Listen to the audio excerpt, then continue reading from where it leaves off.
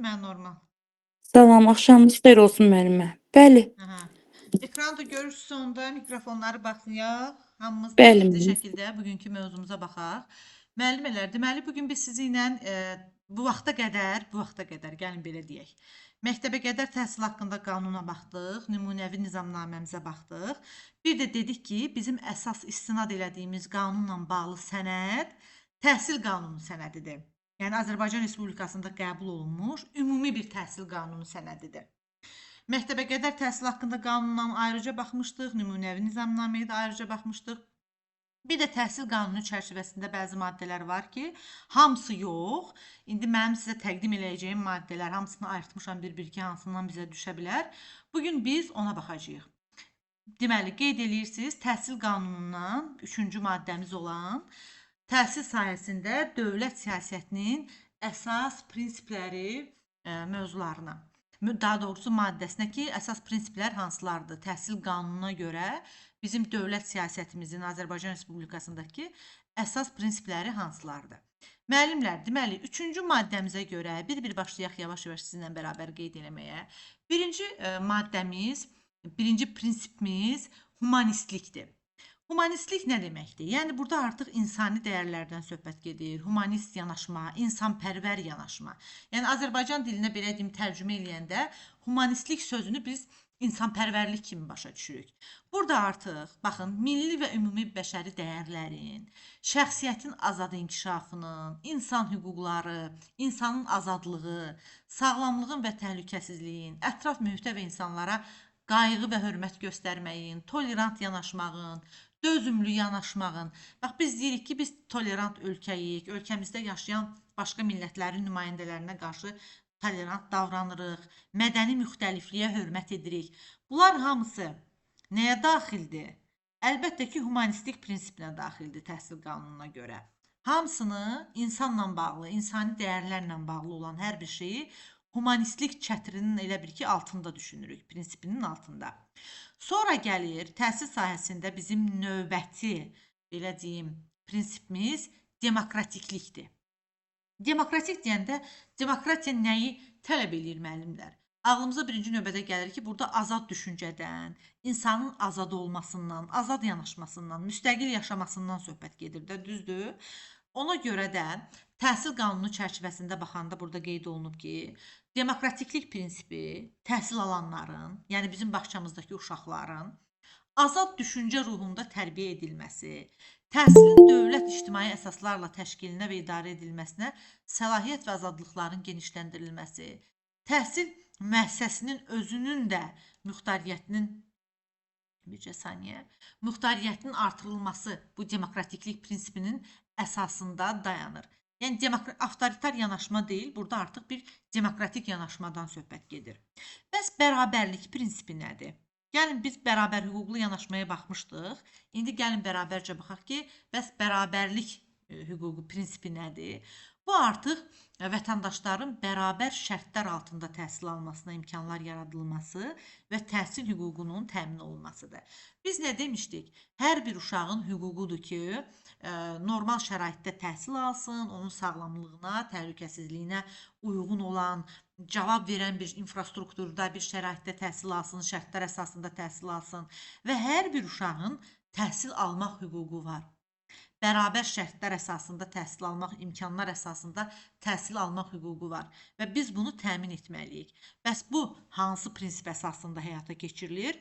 Əlbəttə ki, bərabərlik prinsipi əsasında həyata keçirilir. İndi gəlin növbəti prinsipimizə baxaq.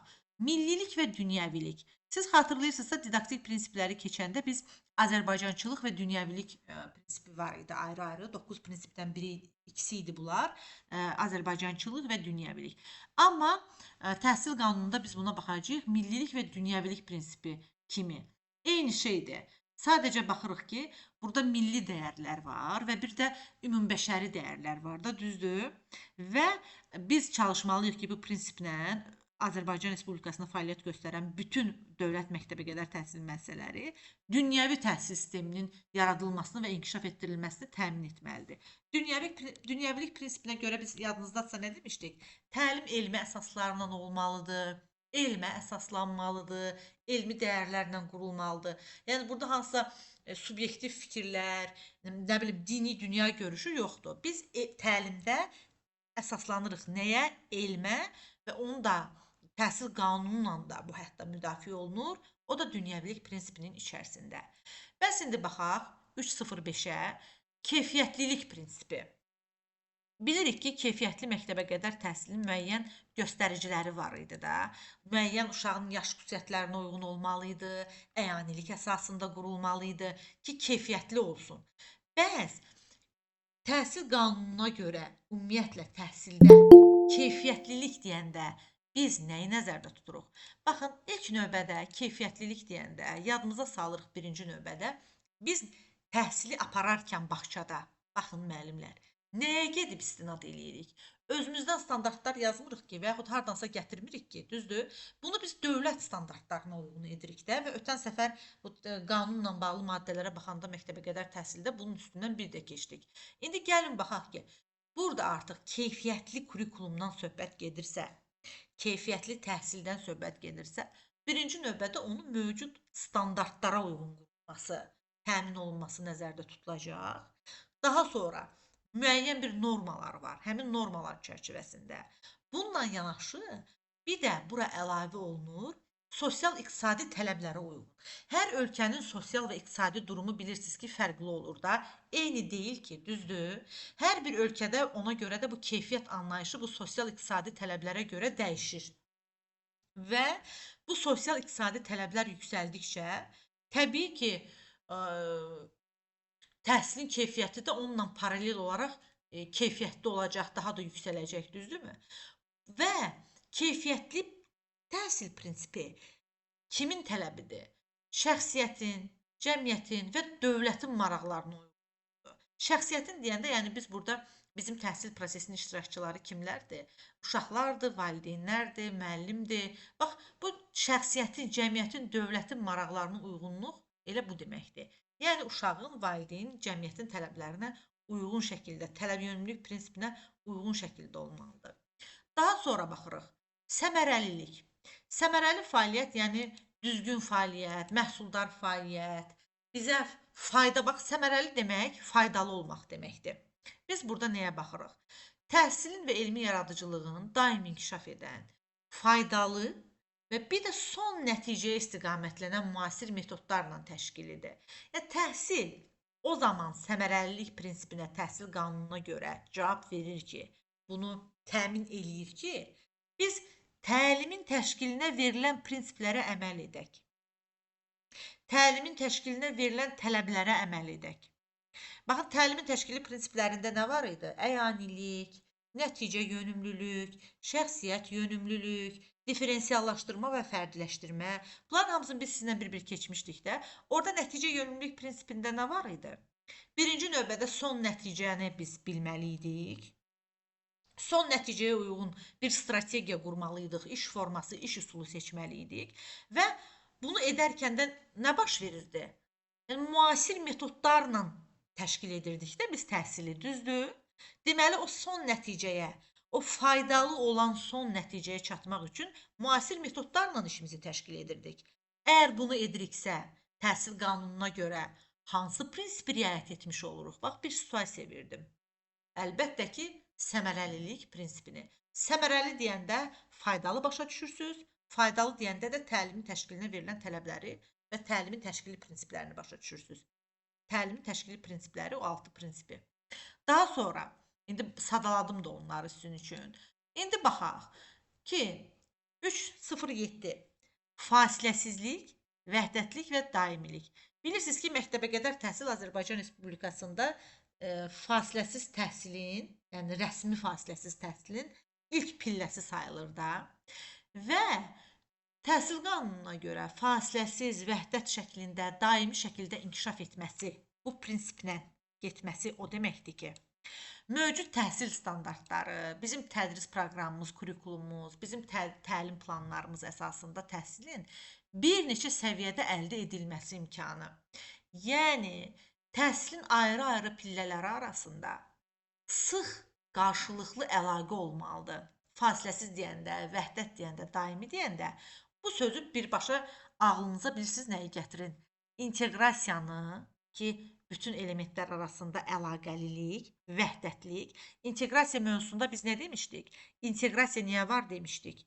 Ona görə var ki, uşağın gözündə 4 inkişaf sahəsinin 4-ünü də hər tərəfli inkişaf etdirib, uşağın gözündə dünyanın bütöv, bölünməz obrazını yaratmaq. Yəni dünyanı ona vəhdət şəklində, tam şəkildə çatdırmaq. Və məktəbə qədər təhsildə fasiləsiz təhsilin ilk pilləsidir. Bunu da başa düşdük. Daimilik, əlaqəlilik necə olacaq? Təbii ki, biz bütün mövzuları əlaqəli şəkildə öyrədib, daha sonra uşağı məktəbə qədər təhsilin məqsədində birinci cümlədə nə yazılmışdı ki, uşağı məktəb həyatına, ibtidai təhsil pilləsinə hazırlamaq və eləcə də ümumiyyətlə həyata hazırlamaq. Ardınca da belə gəlirdi. Deməli, fasiləsizlik, vəhdətlik, daimilik təhsilin ayrı-ayrı pillələri arasında. Yəni məktəbə qədər təhsillə orta təhsil pilləsi arasında bir əlaqənin qurulmasıdır və öyrənmə prosesi də bilirsiniz ki, insanın bütün ömür boyu öyrənmə deyən bir şey var da artıq. Öyrənmə prosesi də bütün həyatı boyunca ardıcıl davam edən bir prosesdir. İndi baxaq ki, bəs varislik prinsipi nədir? Mən çalışıram ki, bunu daha öncə keçdiyimiz mövzularla sizə əlaqələndirib izah eləyim ki, tam fikrinizdə belə yerləşsin. Hamısının, yəni qanunla bütün mövzuların əslində əlaqəsi var. İndi baxaq varisliyə. Burada da biz bunu bir neçə dəfə toxunmuşuq. Təhsil sahəsində müəyyən çatdırmalı olduğumuz uşaqlara bilik və bacarıqlar var ki, sadədən mürəkkəbə doğru dəyişir. Bir mürəkkəb bilik özündən əvvəl gələn sadə biliyin üzərində qurulur. Yəni uşağın təcrübəsi ardıcıl olaraq belə deyim, inkişaf etdirilib davam etdirilirdi. İndi təhsil qanunu çərçivəsində üzr istəyirəm. Biz buna baxanda burada nə görürük? Baxın, burada artıq hər bir nəsil müəyyən bir şeyi öyrənir, müəyyən bir şeyləri bacarır və özündən sonra əvvəlki nəslə bir miras qoyur da, düzdür? Bax, bugün istifadə elədiyimiz bu kompüterlərin, smartfonların əvvəl yaradılan versiyaları var idi da, adi ev telefonları. Gör, telefonlar nə qədər inkişaf edib.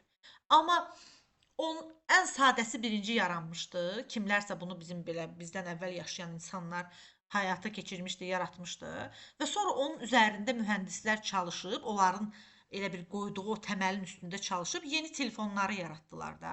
Yəni bir nəsil, bir dönəmə gəlmiş, yəni bir əsr içərisində yaşayan, bir yüzillikdə yaşayan insanlar nələrisə öyrənir, tətbiq edirlər.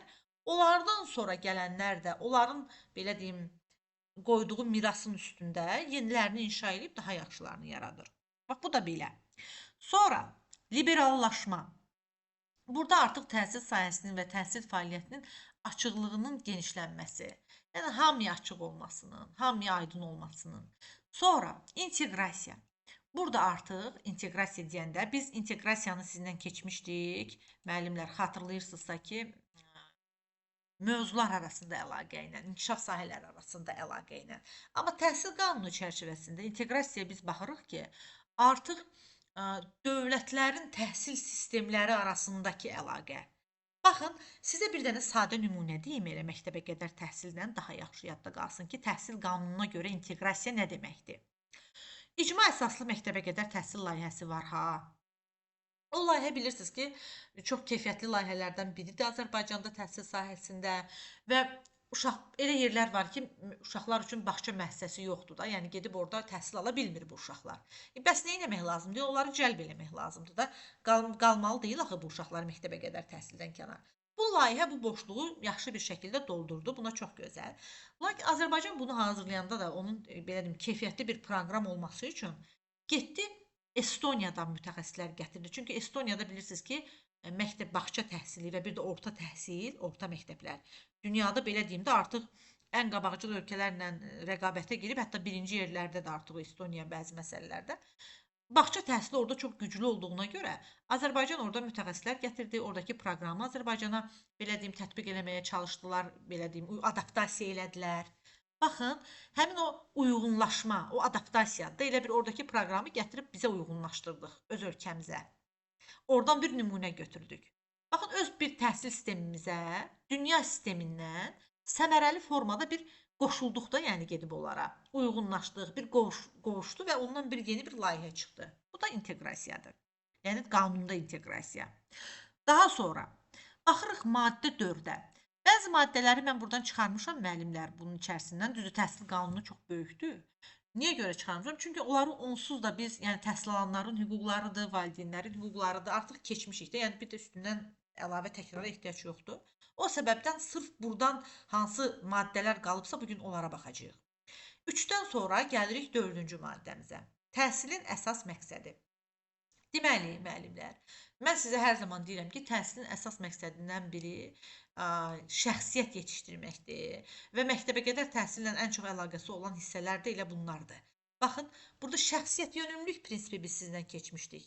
Didaktik prinsiplərdə, sonra keçmişdik şəxsiyyət yönümlülük prinsipini xatırlayırsınız, təlimin təşkili prinsiplərində, daha sonra məktəbəqədər təhsil qanununda 3 dəfə bu şəxsiyyət yönümlülük məsələsinə biz gəlmişik.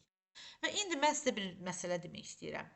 Bir insanın şəxsiyyət olması üçün biz gözləyirik ki, o akademik biliklərə yiyələnsin, nə bilim, tənlik həll eləsin, ki, yaxşı tənlik həll edən, ağır məsələ misalları həll edən insana deyirik ki, bu şəxsiyyətdir.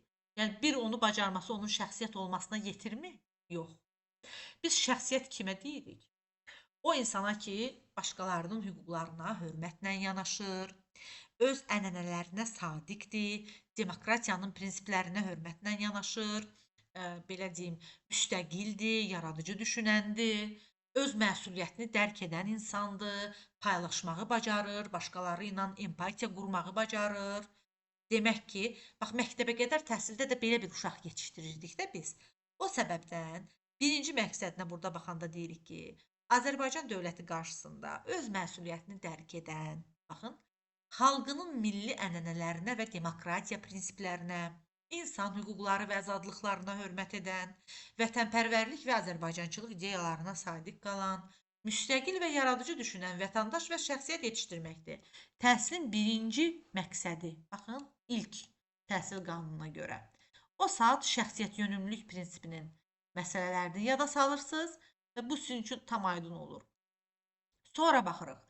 Milli, mənəvi və ümumbəşəri dəyərləri qoruyan, inkişaf etdirən, geniş dünya görüşünə malik olan, təşəbbüsləri və yenilikləri qiymətləndirməyi bacaran, nəzəri və praktik biliklərə yiyələnən, müasir təfəkkürlü, rəqabət qabiliyyətli mütəxəssis kadrlar hazırlamaqdır. Baxın, bu mütəxəssis məsələsi artıq ikinci sırada gəlir şəxsiyyətdən sonra.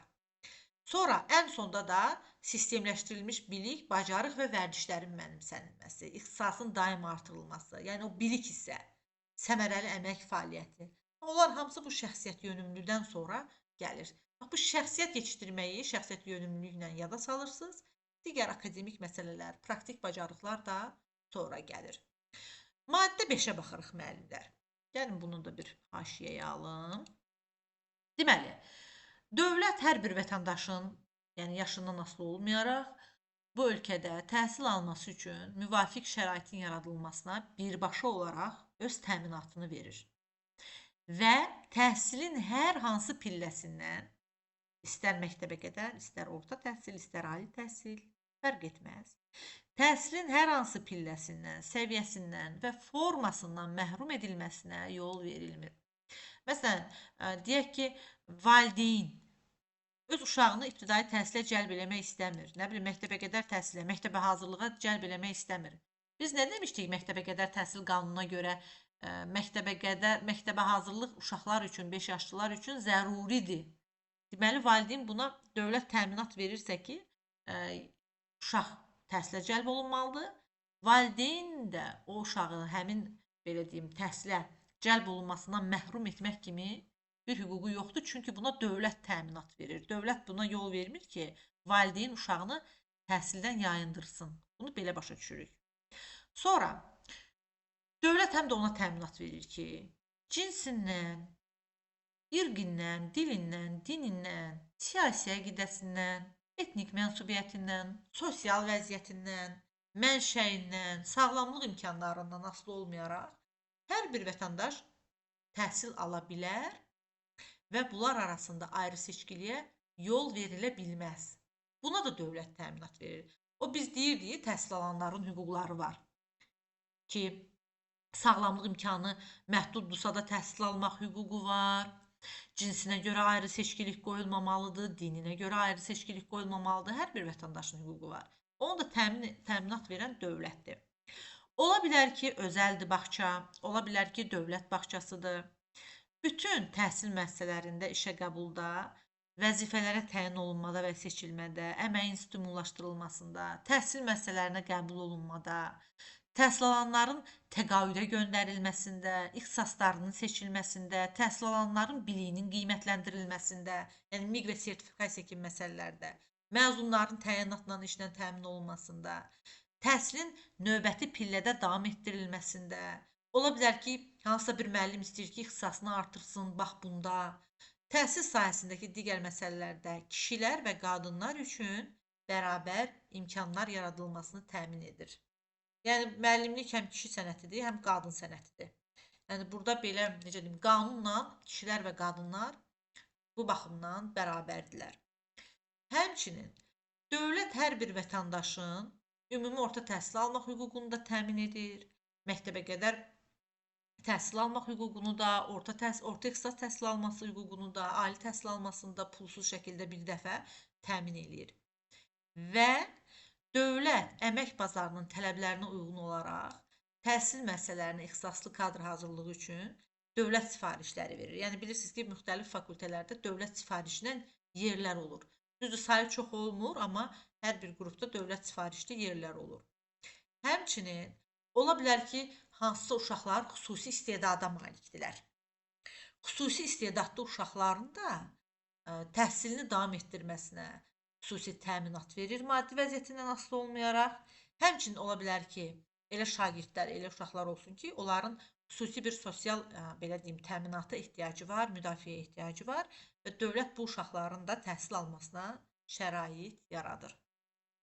Həmçinin dövlət milli təhsil ənənələrinin qorunmasına, inkişafına, innovasiyasının tətbiqinə də təminat verir. Yəni, biz milli dəyərlərə söykənirik, amma yenilikləri də tətbiq edirik və dövlət buna təminat verir. Bir də xaricdə yaşayan bizim Azərbaycanlılar üçün xüsusi layihələr, proqramlar həyata keçirilir. Mən də bilmirəm, məktəbə qədər təhsildə bu nə dərəcədə aktualdır, amma ali təhsildə, ümumi təhsildə bunu görmək olur. Sonra, təhsil sahəsində dövlət standartları. Yəni, biz bu mövzuya bir də təhsil qanunu çərçivəsində gəlin sizlə bərabər baxaq. Bu nə deməkdir? Dövlət standartları biz demişdik ki, müəyyən bir normalar məcmusudur. Yəni, hansı ki, həmin normalar qeyd olunur, vahid dövlət tələbləri kimi və biz o dövlət tələblərinə baxıb işimizi qururuq və sonda da belə bir cümlə qururuq ki, biz işimizi dövlətin təhsil standartları əsasında qurduq. Bəs bu dövlət təhsil standartları nə əsasında hazırlanır? Əlbəttə ki, fərdin, cəmiyyətin, dövlətin tələbatına uyğun olaraq, həmçinin mötərizə açıb yadda saxlayırsınız ki, elmi pedaqoji prinsiplər əsasında hazırlanır. Yəni, dövlət standartı hər hansısa bir, belə deyim də, dini prinsip əsasında hazırlana bilməz. Əlbəttə ki, dövlət prinsip əsasında hazırlanacaq. Və 5 ildən az olmayaraq da belə yenilənə bilər. Gözlənilir ki, kurikulum 5 ildən bir yenilənsin. O demək deyil ki, mütləq yenilənəcək. Amma dövlət standartı 5 ildən bir yenilənə bilər. Dövlət standartı deyəndə mən sizə tövsiyə edirəm ki, müəllimlər, bu qanunla bağlı harada gözünüzün qabağına dövlət standartından bağlı bir sual çıxdı, bir situasiya çıxdı. Avtomatik olaraq yadınıza salırsınız didaktik prinsiplər mövzusunu. Orada bizim bir prinsipimiz var idi. Tələb yönümlülük. Nə idi açar sözləri? Nə idi mahiyyəti? Təhsil fərdin tələbinə, yəni məktəbə qədər təhsildə uşağın tələbinə, meyil və marağına uyğun qurulması, daha doğrusu tələbatına uyğun qurulması, cəmiyyətin tələbinə, yəni cəmiyyət müasir dövrdə nəyi tələb edir təhsildən və dövlətin tələbinə uyğun qurulması. Bax, bunu yadda saxlayırsınız, əslində bu dövlət standartları deyilən məsələ sırf o tələbat yönümlülük, tələb yönümlülüyə aiddir. Daha sonra biz dövlət standartları təhsil sahəsində müqayisə olunur, mütərəqqi beynəlxalq meyarlarla, milli və ümumbəşəri dəyərlər əsasında müəyyənləşir. Dövlət standartları, belə deyim, təhsilin məzmununu, idarə olunmasını, maddi, texniki və tədris bazasını, infrastrukturunu, müəllimlərin keyfiyyət göstəricilərini, hər bir təhsil pilləsində, məktəbəqədərdə, ümumidə fərq etməz, təhsil alanların bilik, yəni uşaqların bilik, bacarıq və vərdişlərinin səviyyəsini müəyyənləşdirir. Bu nə deməkdir? Biz sizlə ümumi təlim nəticələri keçmişdik ya. Ümumi təlim nəticələrini keçəndə nə demişdik? Demişdik ki, bu elə yaş qrupları üzrə ümumi təlim nəticələrimiz var idi bizim. Hər inkişaf sahəsinin yaş qrupları üzrə təlim nəticələri. Orada verilirdi ki, uşaqlar nəyi bacarmalıdır inkişaf sahələri üzrə, hər yaş qrupunun sonu üzrə. Elə bax, onlar bir meyarlardır da, bir göstəricilərdir ki, uşağı gətirib çatdırmalıyıq bu bacarıqlara. Təhsil alanların bilik və bacarıq vərdişlərinin səviyyəsini müəyyənləşdirmək, məktəbəqədər təhsildə onları ümumi təlim nəticələrinə gətirib çıxarmaqdır. Bir o mövzuya da vaxt olanda qayıdıb bir baxarsınız. Sonra baxaq. Bütün təhsil müəssisələrində təhsilin müvafiq dövlət standartlarına uyğun təşkili təmin olunur. Bu nə deməkdir? Özəl bağçada da, dövlət bağçasında da, bələdiyyə əsaslı bağçada da təhsil əlbəttə ki, dövlət standartlarına uyğun təşkil olunur. Yəni, kənara buradan çıxmırıq. Nümunəvi nizamnamə əsasında təşkil olunur, məktəbəqədər təhsil qanunu əsasında təşkil olunur. Bundan savayı, hər bir təhsil müəssisəsinin bilirsiniz ki, müəyyən akkreditasiya prosesi olur, qiymətləndirilməsi olur, attestasiyası olur və burada da müvafiq dövlət standartları əsas götürülür ki, ona uyğun akkreditasiya, lisenziya məsələləri həyata keçirilir. Bir də biz sizlə demişdik ki, sağlamlıq imkanları məhdud şəxslərin təhsili üçün xüsusi təhsilin də özünün dövlət standartları müəyyən edilir. Xüsusi təhsil, məktəbəqədər təhsildə bilirsiniz ki, xüsusi bağçalar var idi, xüsusi təhsil müəssisələri var idi ki, nitq pozuntusu olan uşaqlar üçün, ola bilər ki, görmə qabiliyyətini tamamilə itirmiş uşaqlar üçün, eşitmə qabiliyyəti mövcud olmayan uşaqlar üçün ayrı xüsusi və yaxud da sanator tipli müəssisələr var idi. Bax, bu xüsusi təhsilin standartları da həmin müəssisələr üçün ayrıca müəyyənləşdirilir. Bir var sizin bağça müdiri olduğunuz bağçalar, belə deyək də, sıradan da, normal deməyim, yəni adi bağçalar. Bir də var ki, sağlamlıq imkanların məhdud olan uşaqlar üçün olan bağçalar. Bunların standartları da fərqlidir də, hər birinin özünün tələbi var. İndi, baxaq ki, 11-ci maddəmiz təhsil qanununda müəllimlər. Bircə saniyə. Təhsilin məzmununa və təşkilinə dair ümumi tələblərimiz nələrdir? Burada birinci növbədə uşaqlar üçün müasir tələblərə və şəraitə uyğunlaşmaq, bircə saniyə, müasir tələblərə və şəraitə uyğunlaşmaq, rəqabət qabiliyyətli olmaq, informasiya, yəni müasir cəmiyyətin tələbləri var da, informasiya cəmiyyətində yaşayıb fəaliyyət göstərmək, ünsiyyət yaratmaq, məntiqi, tənqidi və yaradıcı düşünmək bacarığını formalaşdırmaq bura aiddir. Baxın, öz üzərinə məsuliyyət götürmək, demokratik təsisatların fəaliyyətində və inkişafında iştirak etmək, müstəqil, yaradıcı şəxsiyyət vətəndaş formalaşdırmaq.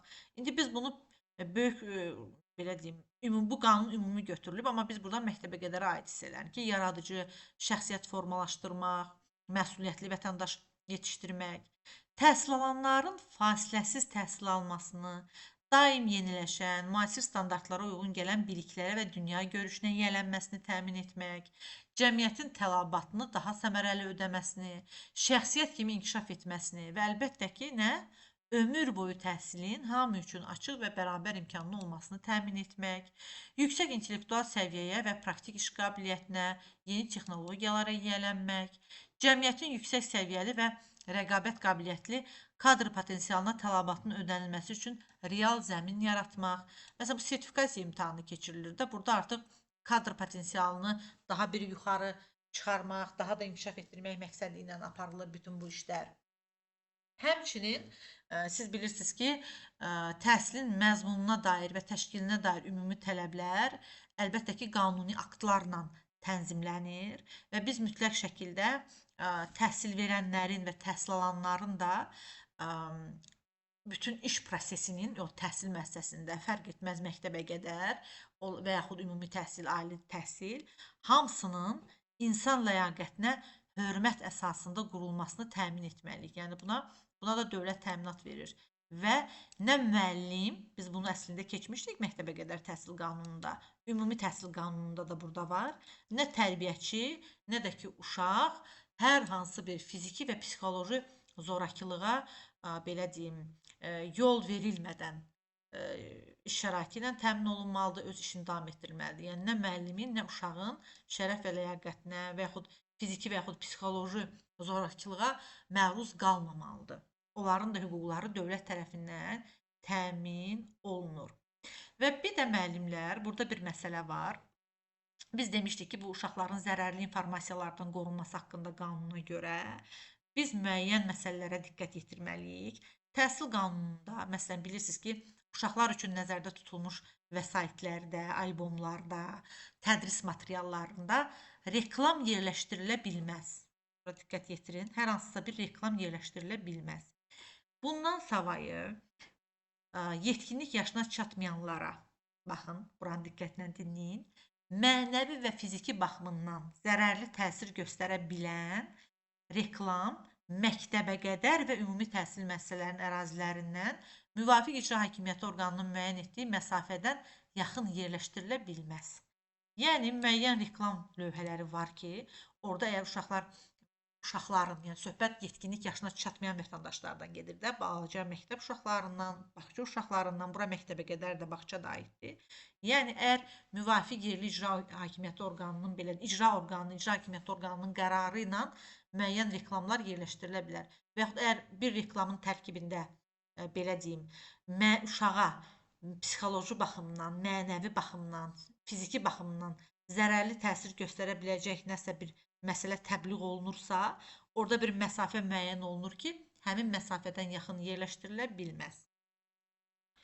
Məsələn, baxın, bu mərc oyunlarıdır, belə deyim, loteriyalardır, bu kimi şeylər. Yəni, baxın, təhsil müəssisəsindən ən azı 100 metr kənarda olan reklam daşıyıcılarında, məsələn, yerləşdirilir.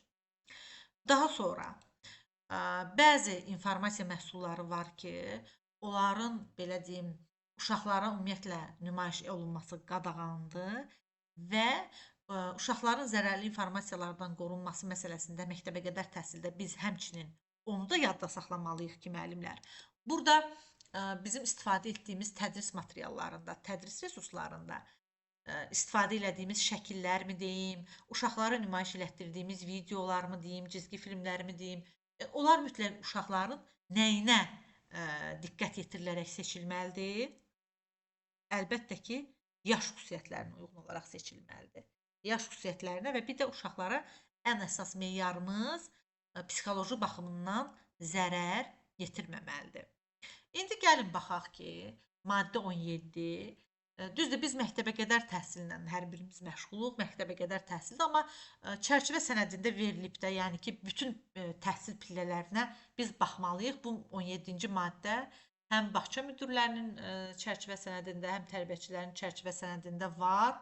Yəni, o möhtərəzənin içərisində salınan maddələrdəndir ayrıca. Düzdür, bütün maddələr salınmayıb, mən onsuz da onları çıxarmışam. Amma 17-ci var. Hər nə qədər düşünsək ki, biz məktəbəqədər təhsil pilləsiyik, amma digər təhsil pillələrində bilməliyik. Deməli, birinci təhsil pilləsi gəlir məktəbəqədər təhsil. Daha sonra uşaq bağçadan məzun olur, gedir hara?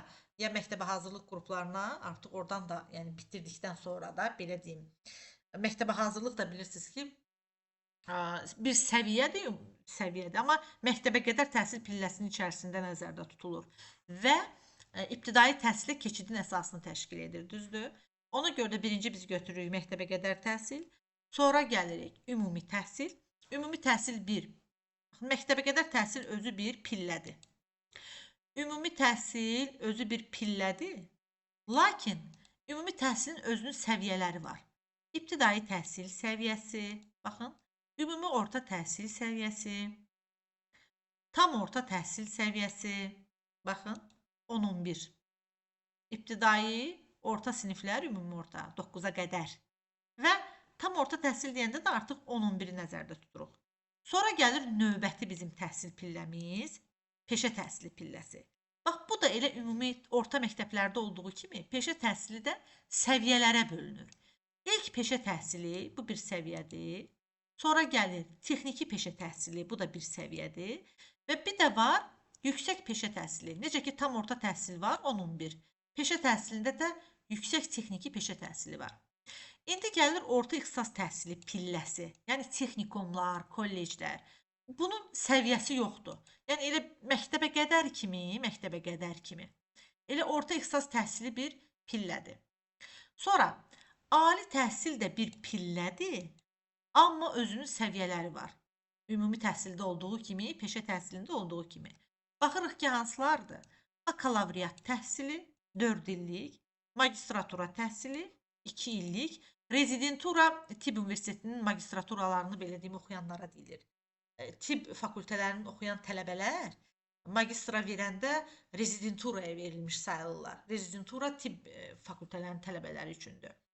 Doktorantura da növbəti ən sonuncu ali təhsilin ən yüksək səviyyəsidir. Və bir də burada diqqət yetirməli olduğunuz məsələ nədir müəllimlər? Bura baxın. Məktəbə qədərlə əlaqəsinə də baxaq. Təhsilin pillələri və səviyyələri arasında qarşılıqlı əlaqə və varislik əlbəttə ki, təmin olunur.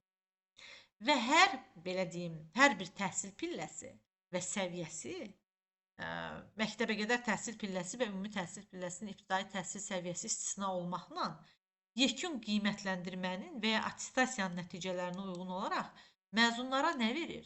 Dövlət sənədinin verilməsi olur ən sonda. Attestat verilir, diplom verilir, 9-da şəhadətnamə verilirdi. Bax belə. Amma məktəbə qədər təhsildə biz uşağa nə diplom vermirik, nə şəhadətnamə vermirik, nə də belə deyim, hansısa bir attestat vermirik. Biz nə verirdik məktəbə qədər təhsilin sonunda? Uşaq inkişafının yekun hesabatına dair bir rəy yazıb verirdik. Onda ümumi təlim nəticələrinə uyğun yazırdıq. Xatırlayırsınız onu, qiymətləndirmədə keçmişdik ki, uşaq inkişafının sonuna doğru yekun bir hesabat verirdik. Amma o yazdığımız uşaq haqqında yazdığımız həmin rəy uşağın belə deyim, növbəti təhsil pilləsinə keçidinə, ibtidai təhsil pilləsinə keçidinə mane olmurdu. Məsələn, belə deyim, aşağı səviyyəli rəy verilmiş uşaq da gedib növbəti təhsil pilləsində təhsilini davam etdirir. Yüksək rəy verilmiş uşaq da gedib davam elətdirir. Amma attestatını ala bilməyən adam gedib ali təhsilə belə deyim, müraciət eləyə bilmir. Yəni məktəbə qədərlə digərlərinin belə deyim, fərqi bundan ibarətdir. Və bir də ibtidai təhsildə də elə bir şey yoxdur ki, 4-cü sinifi bitirib mən ona şəhadətnamə vereyim, attestat verim ki, keçsin 5-ci sinifə. Belə bir şey yoxdur. İbtidai təhsilə qədərdir. Amma artıq 9-cu sinifdən biz ona belə deyim, formal bir sənəd veririk ki, təhsilin növbəti pilləsinə davam eləyə bilsin. Yoxsa davam eləyə bilmir. Bir də müəllimlər, gəlin buna da baxaq sizlə bərabərcə, diqqətlə. Təhsil qanununun içərisində, Azərbaycan Respublikası təhsil qanununun içərisində məktəbə qədər təhsilə ayrılan sırf maddə 18-ci maddədir. İndi baxaq ki, ümumi bir təhsil qanununun çərçivəsində, biz məktəbə qədər təhsil haqqında qanunu geniş keçmişik. İndi sırf təhsil qanunu çərçivəsində məktəbə qədərə ayrılan hissəni sizlə bərabərcə çox diqqətlə baxıb oxuyaq və mənasını bir-bir maddələrin başa düşək. Çalışacağım ki, ən sadə formada deyim. Deməli, 18-ci maddə dedik məktəbə qədər təhsilə ayrılıb. 18 birinci maddəmiz nədir?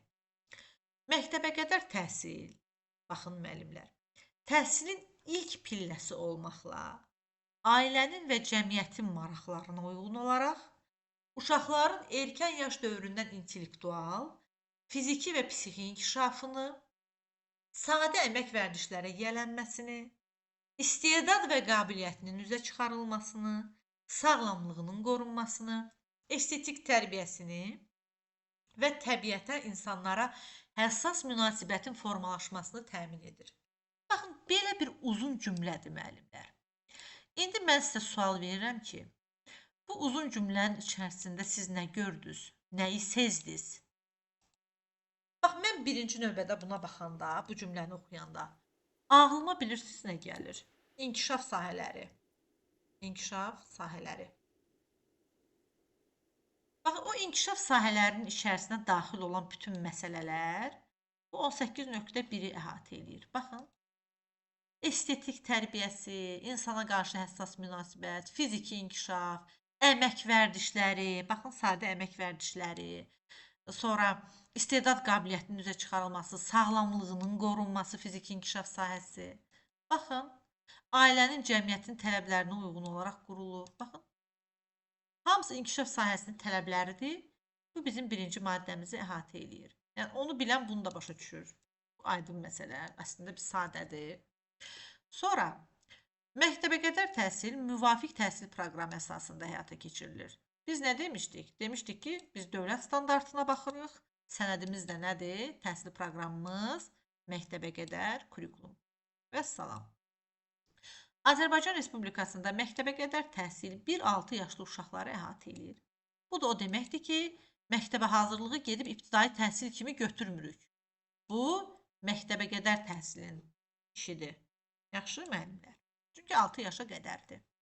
İbtidai 6-dan başlayır. 5 yaşlı uşaqlar üçün, bax elə ardınca da gəlir. 5 yaşlı uşaqlar üçün məktəbə hazırlıq zəruridir. Məktəbə hazırlığın təşkilli qaydaları da artıq müvafiq icra hakimiyyəti orqanı tərəfindən müəyyən olunur. Və məktəbəqədər təhsil uşağın valideynlərinin, ola bilər ki, uşağın qanuni nümayəndələrinin arzusu ilə bağçada, ümumi təhsil müəssisələrinin müvafiq strukturlarında, həmçinin məktəbdən kənar təhsil müəssisələrində və ailədə həyata keçirilə bilər. İndi bu hissəyə diqqətlə qulaq asın müəllimlər. Ola bilər ki, situasiyada qarşınıza bu məsələ belə çıxsın ki, məktəbəqədər təhsil yalnız bağçada həyata keçirilə bilər. Xeyr. Məktəbəqədər təhsil ola bilər ki, uşağın valideyninin arzusu ilə bağçada da keçirilə bilər. Yəni təkcə bağçada aparılmır da, bağçada da aparılır. Yəni təkcə bağçada aparılmır, başqa yerlərdə də aparıla bilər. İndi bu başqa yerlər haradır? Ümumi təhsil müəssisələrinin müvafiq strukturlarında. Bu nə deməkdir? Bax, bu icma siniflərindən bəhs elədim ha bayaq. Onlar harda açılır? Orta məktəblərin daxilində çox vaxt. Düzdür? Uşaq ora cəlb olunub gedib icma sinifində məktəbəqədər təhsil alır da, ali təhsil almır ki. Deməli nə oldu? Məktəbəqədər təhsil təkcə bağçada verilmir. Ümumi təhsilin içində aparılan, açılan həmin o icma siniflərində də verilir. Və yaxud başqa alternativ layihələrdə. Məktəbdən kənar təhsil müəssisəsində bu uşaq inkişaf mərkəzləri var, UGİM-lər. Bax, orada məktəbə hazırlıq qrupları bəzən orada da təşkil olunur. Həmçinin ailə tipli, biz demişdik axı, ailə tipli məktəbəqədər qruplar da var. Yer olmayanda ailədə də açıla bilir. Xüsusən ailədə, məsələn, tutalım ki, valideynin özünün pedaqoji təhsili varsa üstünlük verilir və bir də həmin valideynin özünün uşağı olmalıdır məktəbəqədər yaşlı ki, orada ailə tipli məktəbəqədər qrupun açılmasına icazə verilsin. Qanunla bu həyata keçirilir, var belə məsələlər. Və ailədə həyata keçirilə bilər. Təkcə bağçada deyil. Yəni bu, onu bağçadan savayı bu 3 yerdə də keçirilə bilər. İndi məktəbəqədər yaşlı uşaqları evdə tərbiyə edən ailələr üçün müvafiq icra hakimiyyəti orqanı tərəfindən müvafiq maarifləndirmə tədbirləridir. Yəni valideynlərin maarifləndirilməsi. Ola bilər ki, biz buna dair situasiya sualı hazırlamışam. İndi testi göndərəndə görəcəksiniz. Valideyn deyək ki, uşağı məktəbəqədər müəssisəyə göndərmək istəmirsə, biz burada nə edirik? Birinci növbədə maarifləndirmə işi aparırıq. Və yaxud uşağın təlim tərbiyəsinə dair hər hansısa bir problemlər yaşanırsa, biz belə deyim, yenə də maarifləndirmə işi aparırıq valideynlə. Yəni ən mütərəqqi iş, yəni valideynlərlə işdən söhbət gedirsə, birinci növbədə nəyə götürürsünüz bilirsiniz? Baxın, maarifləndirməni. Maarifləndirmə tədbirləri situasiyalarda birinci bizim açar sözümüz kimi valideynlə işdən söhbət gedirsə, bax, maarifləndirməni hər zaman birinci nəzərdə saxlayın. Sonra və ölkəmizdə bağça təhsilinin hüquqi, iqtisadi və təşkilati əsasları da hansı qanunla tənzimlənir? Məktəbəqədər təhsil haqqında qanunla, hansını ki biz sizlə artıq keçmişik. İndi bir də var, təhsil qanununda bizə verilən axırıncı burada 36.1-nə 36.5, bu da aiddir artıq kimlər müəllim ola bilər, Kimlər pedaqoji fəaliyyətlə məşğul ola bilər, kimlər yox? İndi bir-bir qanunla bu məsələlərə sizdən baxacağıq və bununla da təhsil qanununu yekunlaşdıracağıq müəllimlər. Deməli, kimlər təhsil müəssisələrində müvafiq ixtisas üzrə belə deyim, fəaliyyət göstərə bilir? Hansı ki, onun özünün ixtisası həmin müvafiq ixtisas üzrə pedaqoji təhsilə malik olan şəxslərdən söhbət gedir. Pedaqoji təhsili olmayan ali təhsilli mütəxəssislər isə artıq müvafiq icra hakimiyyəti orqanının müəyyən etdiyi qurumun müəyyən etdiyi qaydada pedaqoji fəaliyyətlə məşğul ola bilərlər. Məsələn, bu bilirsiniz nə deməkdir? Daha çox üstünlük verilir. Məsələn, tarix fakültəsi götürək, bir yadımıza salaq. Deyək ki, bir tələbə tarix fakültəsini bitirib, sadəcə Bakı Dövlət Universitetində pedaqoji ixtisas deyil, sadəcə tarix fakültəsini bitirib. Bir tələbə də tarix müəllimliyi ixtisasını bitirib. Artıq bu pedaqoji təhsil sayılır. Tarix fakültəsi sadəcə tarix fakültəsidir. Tarix müəllimliyi ixtisası isə artıq pedaqoji ixtisasdır. Bunların arasında fərq var. Amma bəzən olur ki, bəzi ucqar kəndlərdə tarix müəlliminə ehtiyac varsa, orada tarix fakültəsini bitirəndə imtahan verə bilirdi MİQ-dən və keçirsə gedib tədris eləyirdi. Yəni bir aralar belə idi, indi bilmirəm qanunda. Məncə yenə də eyni qayda ilə davam eləyir. İndi baxaq bəs kimlər? Birinci növbədə dedik ki, pedaqoji təhsili olmalıdır müəllim kimi fəaliyyət göstərmək üçün. Ən birinci şərt pedaqoji təhsilinin olmasıdır. Bəs kimlər müəllimlik fəaliyyəti ilə məşğul ola bilməz? Məhkəmənin qanuni qüvvəyə minmiş qərarı ilə pedaqoji fəaliyyətlə məşğul olması qadağan edilən şəxslər. Ola bilər ki, fəaliyyətində hər hansısa bir ciddi nöqsana yol verib müəllim və məhkəmə qərarı ilə, nə bilim, uşağa psixoloji zorakılıq göstərib, cinsi zorakılıq ola bilər. Yəni səbəblər, yəni çox belə ağır səbəblər də ola bilər ki, məhkəmə qərar verir ki, bu insan bundan sonra etibarilə işində yol verdiyi, nə bilim, çox ciddi belə pozuntulara görə müəllim kimi fəaliyyət göstərə bilməz. Yəni buna dair məhkəmənin qərarı olub. Bu bir. İkincisi, ağır, xüsusilə də ağır cinayətlər törətməsinə görə məhkumluğu üstündən götürülməmiş və ya ödənilməmiş şəxslər. Nə bilim, məhkumluq həyatı yaşayan, məhkumluğu ağır cinayət deyəndə, yəni kimisə qətlə yetirmək kimi, məsələn, zorakılıq kimi, bax belə. Daha sonra, fəaliyyət qabiliyyətsizliyinə və ya məhdud fəaliyyət qabiliyyətli olmasına, habelə barəsində tibbi xarakterli məcburi tədbirlərin tətbiqinə dair məhkəmənin qanuni qüvvəyə minmiş qərarı olan şəxslər. Yəni, bəzi insanların fəaliyyəti, nə bilim, deyək ki, nitq qabiliyyəti yoxdur da, nəyisə izah eləməlidir. Yəni, müəllimin nitq qabiliyyəti olmalıdır. Yəni, burada məhdud fəaliyyət qabiliyyəti bu deməkdir. Yəni, nə izah eləməlidirsə, müəllim əlbəttə ki, nitq qabiliyyəti, danışıq qabiliyyəti olmayan, yəni danışması olmayan insan gedib uşaqlara dərs keçə bilmir də. Yəni, bu aydın bir məsələdir. Daha sonra, bəzi deməli, xəstəliklər var ki, onlar yoluxucu xəstəliklər. Yəni, həmin siyahı ilə göstərilən xəstəliklərdə artıq ora salınır ki, yoluxucu, yüksək yoluxucu xəstəliklər. Artıq həmin daşıyıcı şəxslər ki, gedib uşaqları yoluxdura bilər, onların da fəaliyyətinə, belə deyim, məşğul olmasına qadağa qoyulur. Ola bilir ki, orada artıq müəyyən bir müddət üçün qoyulsun və yaxud uzun müddətli qoyulsun. Daha sonra, uşaqlara qarşı cinsi istismar və ya cinsi zorakılıqla bağlı cinayətə məhkum olunmuş şəxslər. Yəni, pedofiliya dediyimiz məsələ, hər hansısa bir uşağa qarşı cinsi bir zorakılıq törədib, cinsi istismar törədib, yəni buna da konkret olaraq pedaqoji fəaliyyətinə qadağa qoyulur. Yəni, əməli sübuta yetirilibsə.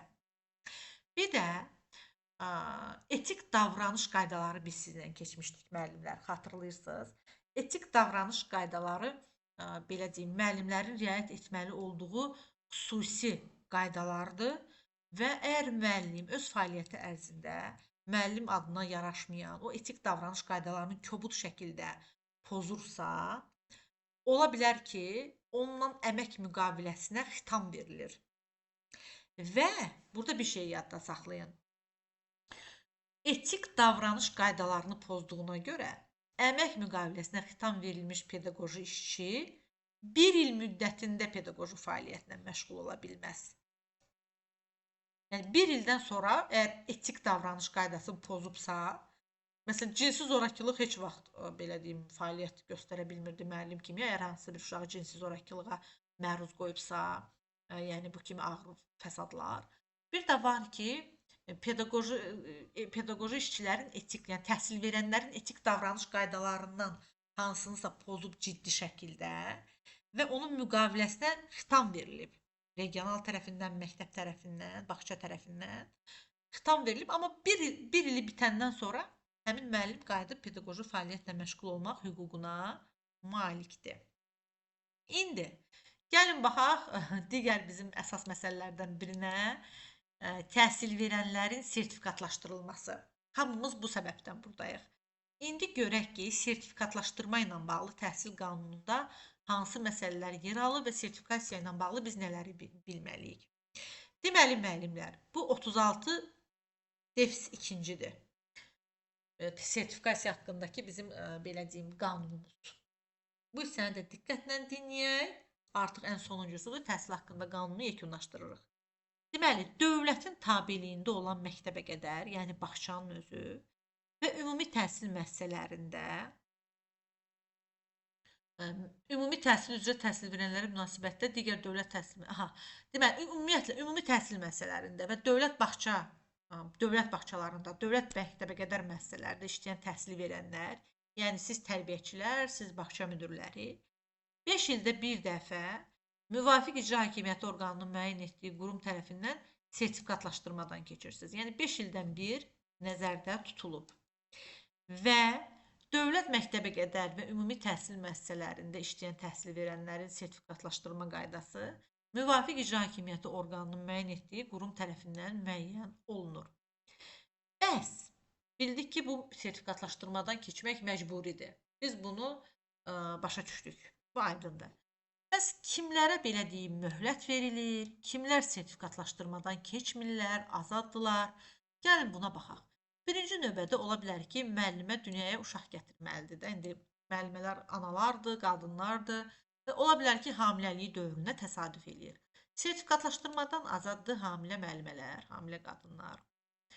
Bir də uşağının 3 yaşına dək analıq məzuniyyətinə gedir, sosial məzuniyyətə. Yəni 3 yaşa dək verilir də, bu bilirsiniz. Uşağının 3 yaşına dək sosial məzuniyyətdə olan və həmin məzuniyyət bitdikdən sonra 1 ildən az müddətdə müvafiq vəzifədə, peşədə çalışan qadınlar, yəni və yaxud da ki, uşağını tək başına böyüdən kişilər, adı indi bağça müəllimləri qadınlardır, indi bu kişilər tərəfə baxmayaq, amma əsasən qadınlardır. İndi burada baxırıq ki, əgər müəllimə analıq məzuniyyətindədirsə, 3 yaşa dək uşağının sosial məzuniyyətindədirsə və həmin məzuniyyət bitdikdən sonra 1 il ən azı işləməlidir.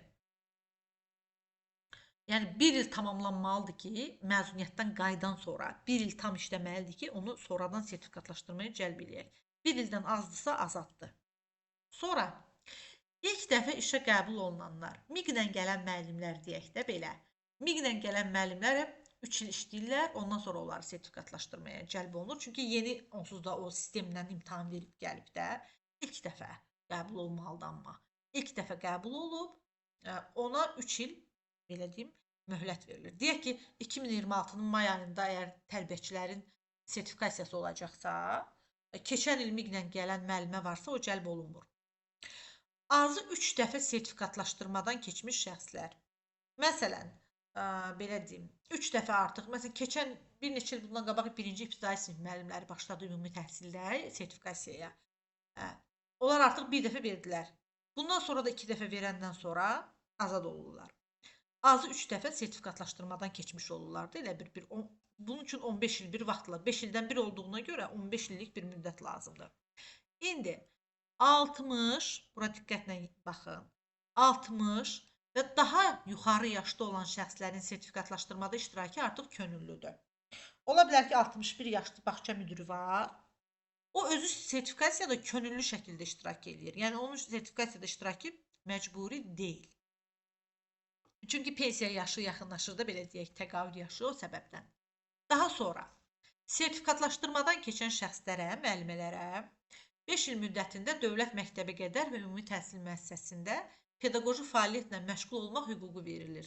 Mənim sizin hər birinizə belə deyim arzum budur ki, inşallah sertifikatlaşdırmadan uğurla keçərsiniz və növbəti 5 il müddətində də öz müəssisənizə rəhbərliyi, müəllimliyi davam etdirəsiniz.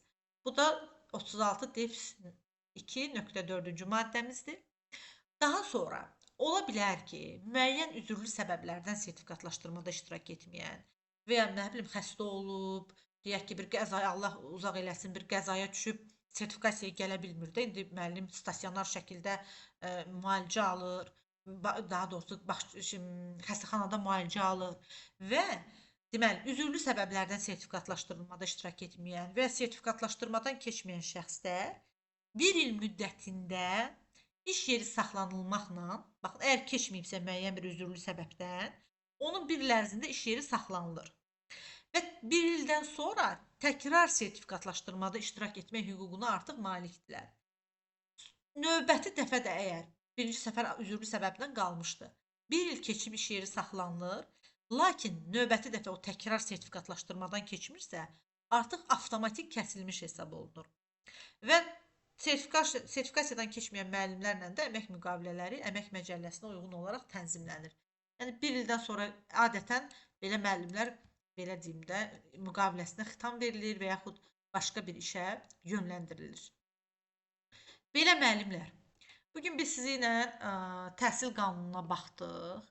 Mən istəyirəm ki, sizinlə bir sualca, baxmayaraq ki, vaxtımız yekunlaşıb, 1 saatımız tamam olub, amma mən istəyirəm ki, mütləq şəkildə vaxt ayırıb sual-cavab da sizlə eləyək. Bir görək bugün nələr öyrəndik. Birinci başlayaq. Azadə müəllim, axşamınız xeyir olsun.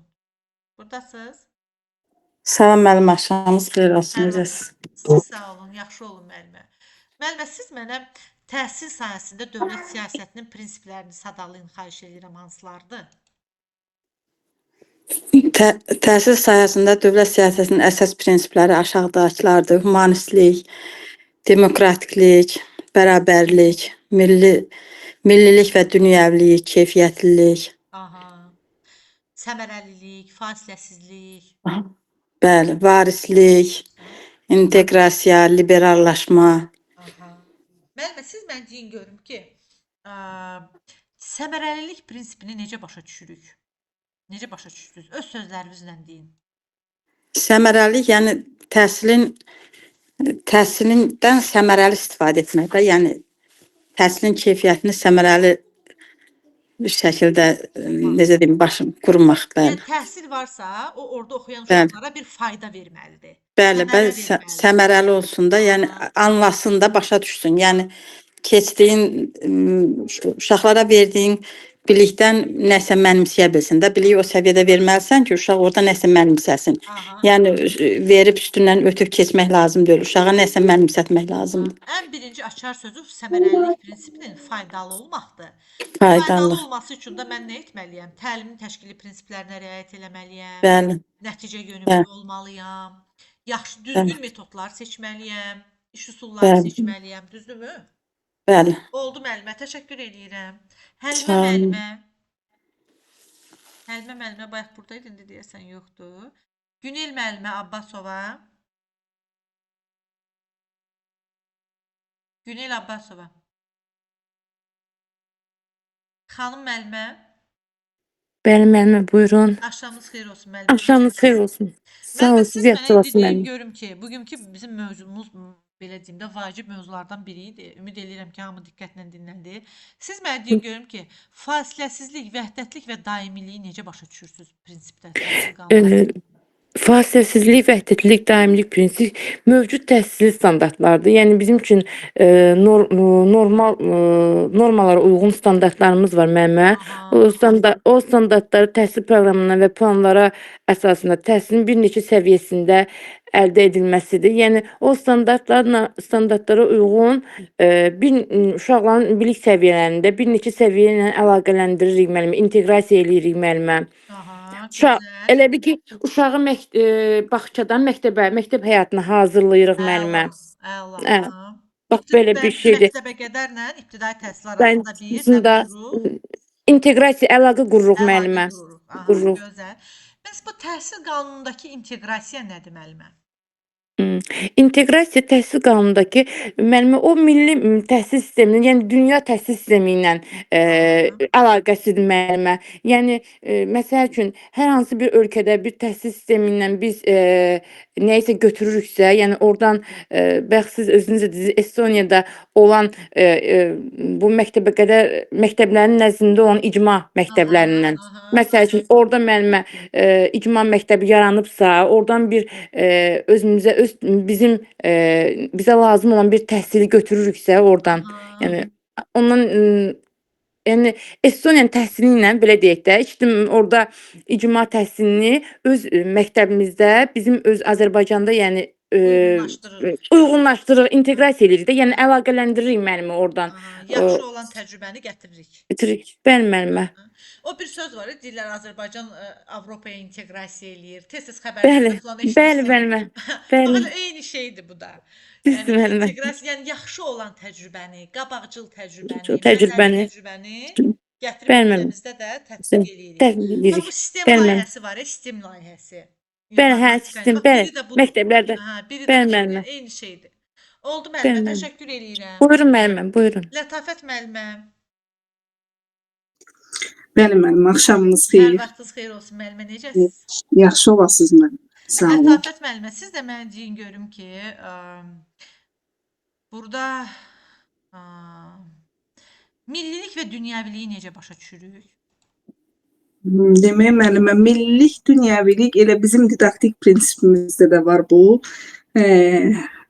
Demək, milli ümumbəşəri dəyərlərə, yəni dünyaya aid olmaq, yəni elmi əsas, yəni dünyaya aid olmaq elmi əsaslarla, yəni təhsili təşkil etmək. Aha. Mütləq Bəli. şəkildə. Bax, bəs millilik? Millilik,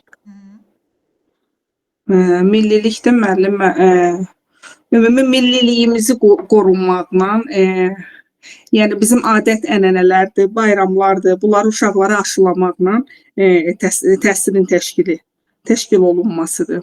Aha, milli dəyərlərimizi də uşaqlara Bəli, aşılamalıyıq. Oldu müəllimə, təşəkkür eləyirəm. Buyurun. Maral müəllimə, Bəli, Çimnaz xanım. axşamınız xeyir olsun müəllimə. Necəsiz? Axşamınız xeyir. Yaxşı olun, siz yaxşı olun. Buyurun. Müəllimə, siz də mənə deyin görüm ki, bizim humanistlik prinsipimiz nəyi nəzərdə tuturdu?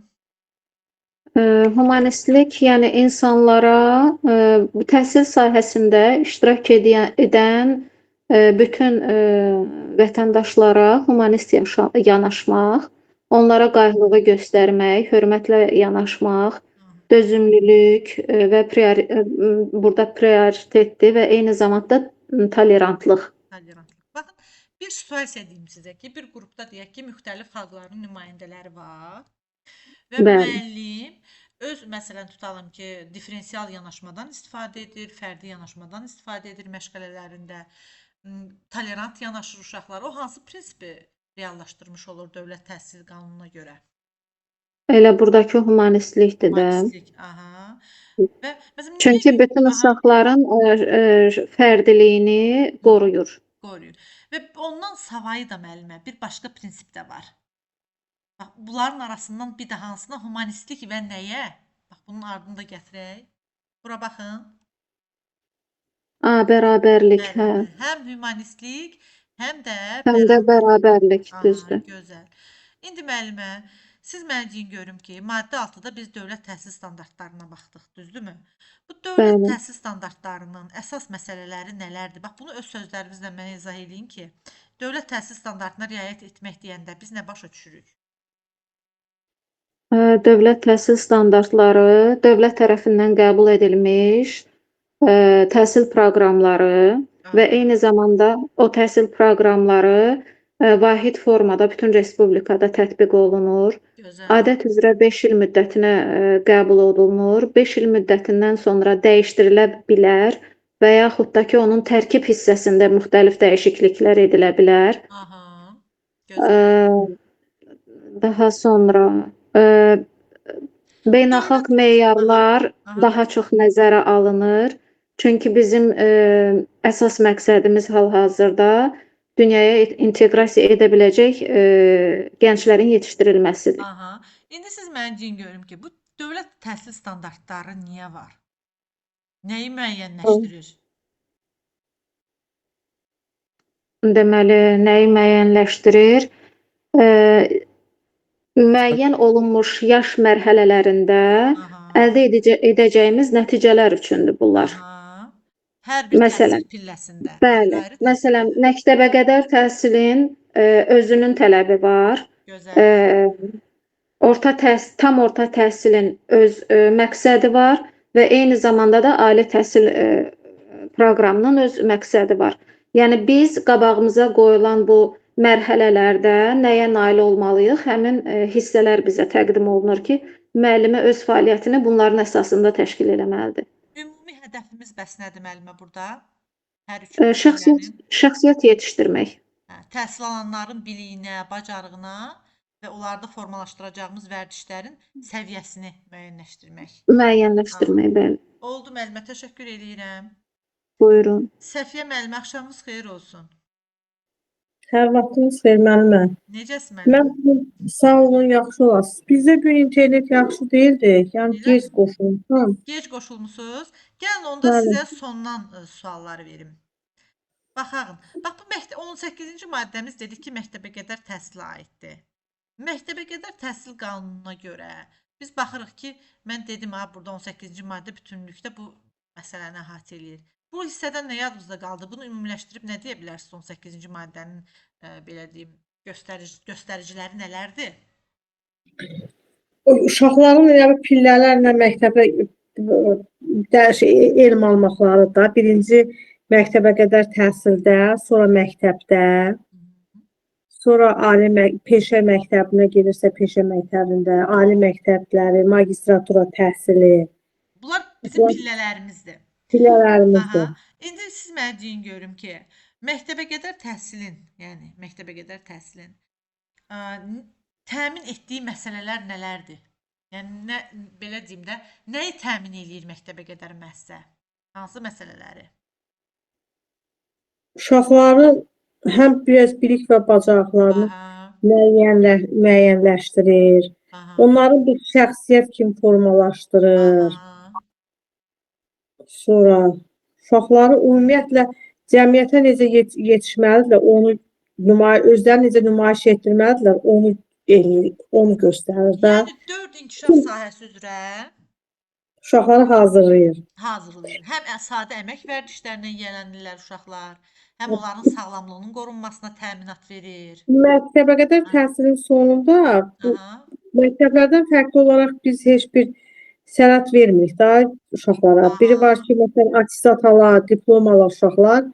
Şəhadətnamə ən azından məsələn 9 illik alır, amma biz heç bir sənəd onlara vermirik, ancaq rəy verir də uşaqların haqqında. O da yekun hesabatına, o da qiymətləndirilməyə əsasən uşaqlara rəy verilir. O rəy də onların yəni gələcək məktəbdə oxumalarına, hansınsa məsələn oxumamalarına heç bir şey yoxdur, qadağa yoxdur ki, mən buna rəy yaxşı verdim, bu yaxşı olacaq, rəy pis verdim, pis olacaq. Hər bir uşağın təhsilin növbəti pilləsində öz təhsilini davam elətdirmək hüququ var. İndi siz mənə deyin görüm ki, bəs məktəbə qədər təhsil hansı yerlərdə həyata keçirilə bilər? Yalnız bağçadanmı, yoxsa bura əlavələr də var? Məktəbə qədər təhsil məktəbdə də elətdirə bilərlər. Necə? O məktəbdə ki, icma əsaslı var o şeylər, qruplar. O qruplarda da eləyə bilərlər. Sonra? Ondan sonra özəl təhsil müəssisələrində də eləyə bilərlər.